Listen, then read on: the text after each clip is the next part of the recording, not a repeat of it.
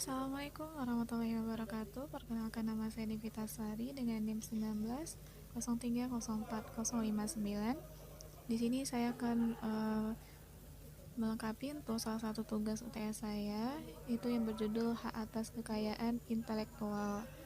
Berikut ini adalah overview dari bahan materi yang akan saya jelaskan. Pembahasan pertama adalah haki. Apa itu haki?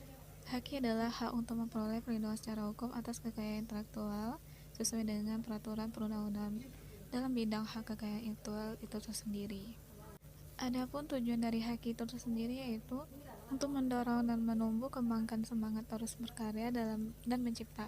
Yang kedua, dapat dijadikan sebagai bahan pertimbangan dalam penentuan strategi penelitian usaha dan industri Indonesia. Tujuan atau fungsi dari pentingnya haki tersebut adalah: satu, sebagai perlindungan hukum terhadap pencipta dan karya ciptanya. Nah, sebagai perlindungan hukum terhadap pencipta dan karya ciptanya, jika ingin mendaftarkan suatu karya ke haki, maka secara otomatis karya tersebut akan mendapat perlindungan hukum. Sebagai pemilik karya tentunya lebih leluasa dalam memanfaatkan nilai ekonomis dari karya cipta tadi tanpa takut menyalahi hukum tersebut. Yang kedua, sebagai bentuk antisipasi pelanggaran haki. Pendaftaran hak cipta ke haki juga memiliki landasan yang kuat untuk melawan orang-orang yang menggunakan karya secara ilegal. Dengan begini, maka pihak lain bisa lebih berhati-hati untuk tidak mencomot karya orang lain. Nah, untuk yang poin ketiga, meningkatkan kompetensi dan memperluas pangsa pasar. Setiap orang tidak mampu mengeluarkan kreativitasnya untuk menghasilkan karya. Dengan haki ini, maka masyarakat akan termotivasi untuk berkarya dan berinovasi, sehingga kompetensi semakin meningkat. Hal ini secara tidak langsung akan membuat perusahaan saling berlomba untuk menghasilkan karya terbaik. Selanjutnya, poin keempat, memiliki hak monopoli. Sistem pendaftaran hak kekayaan intelektual ini hanya diberikan pada pihak pertama yang mendaftar ke Direktorat Jenderal Haki. Jadi, selagi produk yang dihasilkan masih baru dan memiliki potensi yang bagus, maka harus segera untuk didaftarkan kepada pihak haki. Berikut untuk pembahasan keempatnya, itu ruang lingkup dari haki. Mengutip Direktorat Jenderal Kekayaan Intelektual, di Indonesia ada 7 cabang hak kekayaan atas intelektual tersebut. Dari 7 ruang lingkup haki ini adalah, yang pertama itu paten. Hak paten adalah hak eksklusif inventor atas invensi di bidang teknologi untuk selama waktu tertentu melaksanakan sendiri atau memberikan persetujuan kepada pihak lain untuk melaksanakan invensinya. Yang kedua, hak merek. Dengan adanya merek ini, tanda yang dapat ditampilkan secara grafis berupa gambar, logo, nama, kota, huruf, dan angka, atau berupa susunan warna untuk membedakan barang atau jasa yang diproduksi oleh orang tersebut atau badan hukum dalam kegiatan perdagangan barang atau jasa. Yang ketiga, desain industri.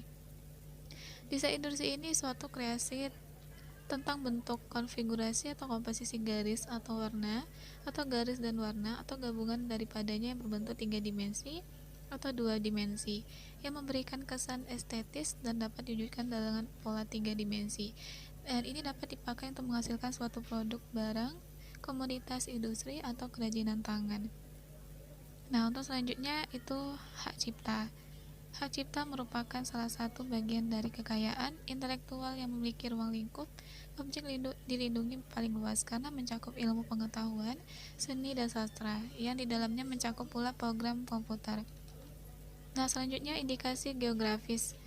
Dengan adanya indikasi geografis ini adalah suatu tanda yang menunjukkan daerah asal suatu barang atau produk yang karena faktor lingkungan. Selanjutnya itu rahasia dagang. Dengan rahasia dagang, informasi yang tidak diketahui oleh umum di bidang teknologi atau bisnis mempunyai nilai ekonomi karena berguna dalam kegiatan usaha dan dijaga kerahasiaannya oleh pemilik rahasia dagang.